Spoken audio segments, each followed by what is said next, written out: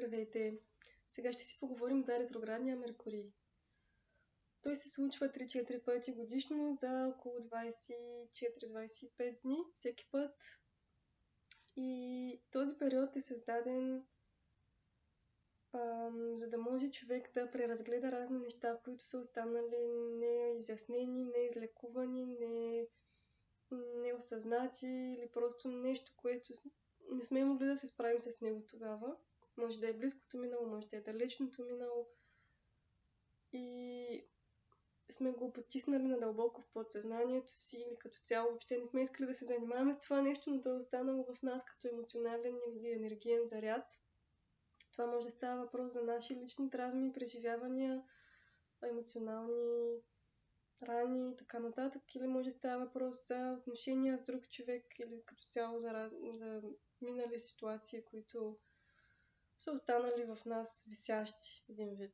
И в този период всички тези неща така изкачат на повърхността, за да могат да бъдат видени, разгледани, осъзнати, приети или пък да завържим разни развързани краища в отношения, например. И да простим, да се примирим с другите хора, да видим тяхната гледна точка и така нататък.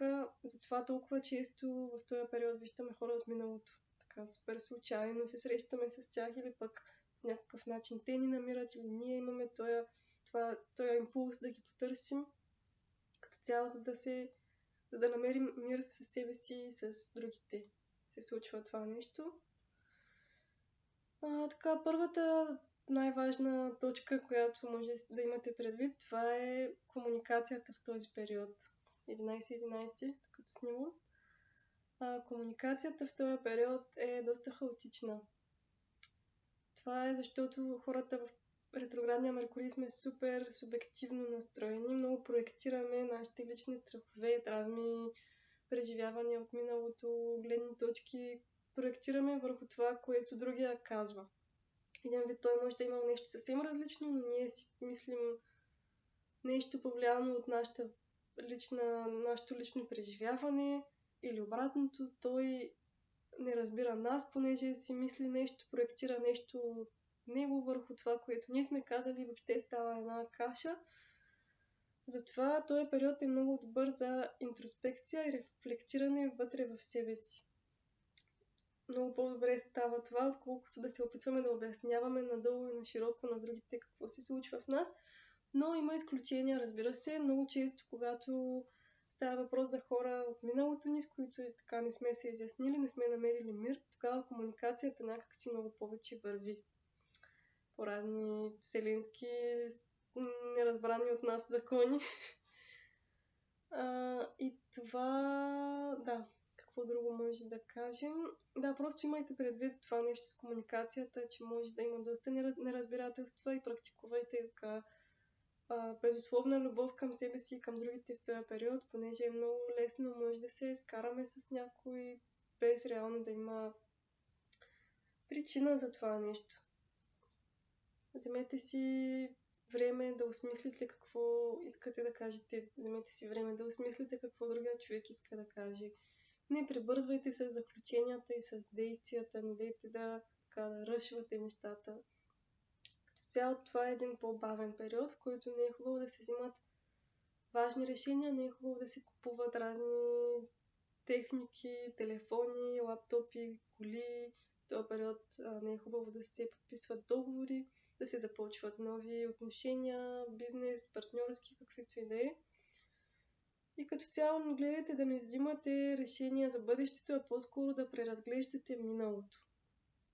И да лекувате себе си, разни части от себе си, които не са получили нужната любов и нужното изцеление в миналото, в разни комуникации, в разни обстановки, където не е било справедливо и така нататък. И, например, ако имате спор с някой човек или някой много ви изнерви, се замислете дали това не идва от някъде много назад в миналото, когато някой се е отнасял към вас по същия начин и всъщност този човек да е просто огледал на това нещо, а вината да не е в него. Давам просто пример. Всеки има уникална ситуация в живота. Така, какво друго може да кажем за този период? Да, едно от най-важните неща е да не контролираме. В този период може човек да му се иска да контролира нещата, външни ситуации, хората как мислят, какво правят, но колкото повече се опитваме да контролираме в този период, толкова по-лошо. И въобще хората, които се опитват да контролират много живота си в този период, ще им е доста трудно, освен ако не се научат да пускат и да видят какво ще стане, ако просто пуснат контрола. Например, като имате предвид, че може да има забавяния в пътуването, в каквото и да е, може да си вземете книга, примерно, или да си вземете тефтеричи, да си водите записки за нещо, което ви вълнува, или просто да се наслаждавате на момента, да видите какво е хубавото в момента, без да трябва да следвате някакъв супер стриктен план. И въобще в този период Вселената така има тенденцията да ни води на разни места, които въобще не сме планували, че може да отидем там. И е най-хубаво човек да приеме така с отворени обятия тия ситуации, тия случки, за да може... Защото наистина в този период е много важно да видите какво иска да ви покаже Вселената и на къде иска да ви отведе, и просто всичко става много интересно и е така от никъде се е дошло. И е много хубаво да се практикува така приемане на нещата каквито са. Просто ако нещо се случва в този период, значи то трябва да се случи. И единственото, което може да направите, е да покажете любов към себе си, към вашите реакции, към вашите рани, които излизат сега на повърхността.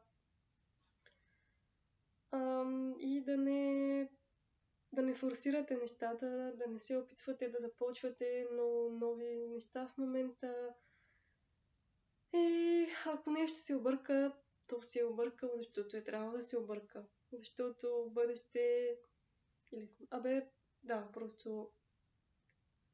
просто когато става, значи то трябва да става. Това е мантрата за този период.